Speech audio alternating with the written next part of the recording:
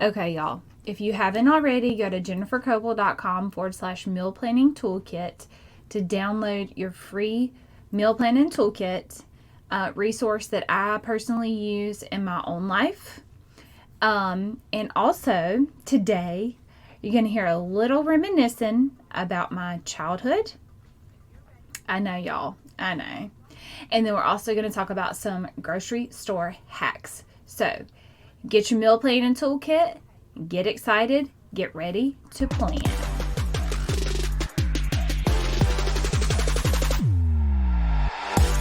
Welcome to the Lifestyle Medicine Project.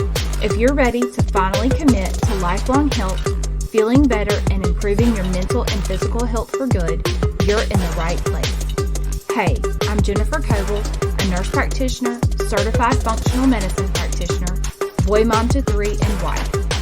I have a calling on my life to transform the way that you view and experience healthcare because I believe that traditional medicine is leading people astray. We don't need to give a pill for the ill. We need to empower people to have a true lifestyle transformation, both internally and externally, and most importantly, commit and be disciplined to the process. It's time for you to go against the grain to get to optimal health that is going to have you feeling incredible. I can't wait to create a true lifestyle change with you. Let's mandate vegetables and tackle this project together. Okay, y'all. So I can remember as a child going to the grocery store with my mama. And I can remember riding under the buggy and reading my book when it was just me and her. If y'all don't know what a buggy is, it's a grocery cart. Anyway. I'd ride under the buggy, crisscross applesauce, reading my book, I love to read, so I was, entertained. Anyway, sometimes my daddy would come, and I do remember occasionally my brother coming. And one particular time I remember was when it was all 4 of us, and we were in the grocery store, and my mama, bless her heart, was trying to grocery shop, and my daddy and my brother found a ball in the toy section and started throwing it over the aisles to each other. No, we were not raised in a barn, but my daddy does like to have fun. And at that time in our lives, my daddy, I think, was working crazy shifts, and so it was like a treat for all 4 of us to be together. So he was trying to make it fun. Now, as a mama myself, I can only imagine how frustrating it was for my mama at the time in the grocery store, trying to buy groceries and babysitting her 3 children. 3, including my daddy. So, that little story being told feeds into my first grocery store hack. If at all possible, do not take your husband or kids. Okay, funny, not funny. For some people, taking your husband, not a big deal. Taking your kids, not a big deal. Some people, kids want things. They want candy. They want candy bars. They want cereal with the extra sugar. I jokingly say don't take your husband or kids, but if you do have to take your kids, use that as an opportunity to educate them on what healthy versus not healthy or good for you versus not good for you. Now, also, there are things such as YouTube, CoComelon, Blippi, etc., etc. And, if it has to come down to that and you have to let them entertain themselves that way, more power to you. I personally cannot do that because we don't even have cell service in our grocery store. Anyway, side note. So that was my first hack.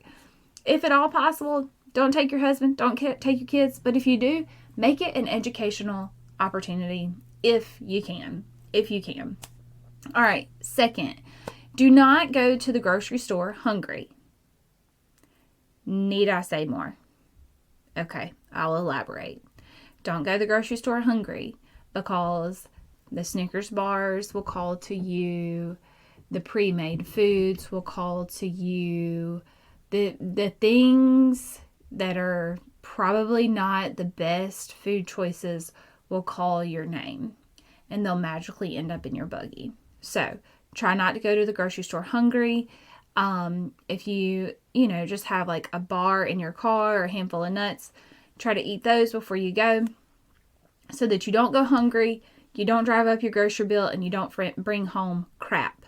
Okay, so first, don't take your husband or kids or use it as an educational opportunity. 2, do not go to the grocery store hungry.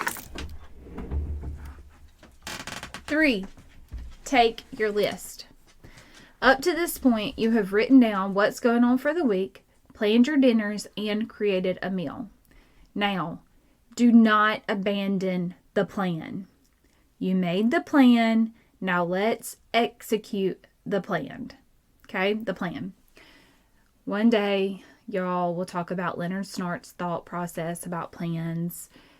But for now, let's stick to the plan. Okay. If y'all know who Leonard Snart is, y'all email me. Much love for you. Okay, so number 4, shop the perimeter. Why shop the perimeter? So generally speaking, the perimeter involves less processed foods. When you get in the middle aisles, you have more boxes and cans, more processed foods, more chemicals, and you just want to try to stay away from those as much as possible. Processed and prepared foods can cost more money, so try to stay on the outside. But a caveat to that is in the middle of my grocery store, there are frozen fruits and vegetables. So, you can also go in that area. And like I said before, frozen fruits and vegetables a lot of times have more nutrients because they are flash frozen. Number 5, stick to the list. Okay, we've taken our list. Now we're going to stick to the list. I shouldn't have to elaborate, but I will. It saves time. It saves money. It saves heartache from when you have to throw away food, or when the chocolate chip cookies that you bought on accident are taunting you at 8 p.m. when you're not even hungry and you want to eat your emotions. Okay? So, 5 tips for today. If at all possible, don't take extra people, but if you do, educate them on why you're making the decisions that you're making. Number 2, don't go to the grocery store hungry. 3, take your list that you've worked so hard on. Take your list. 4, shop the perimeter. 5, stick to the list. Okay, y'all. Those are the 5 tips, 5 grocery store hacks. If you haven't already, go ahead and download your meal planning toolkit at jennifercoble.com/meal planning toolkit for your free steps to meal planning made easy. So, I hope that this has blessed you. I hope that you are following along. If you haven't listened to part 1 and part 2, go ahead and listen to that. And part 4 will be here soon. I hope y'all have happy planning, and I will talk to y'all soon. Bye-bye. Real quick before you go, if this podcast has blessed you in some way, the number 1 way you can thank me is to head over to Apple Podcasts and subscribe to the show and leave me a written review. Can't wait to hear from y'all.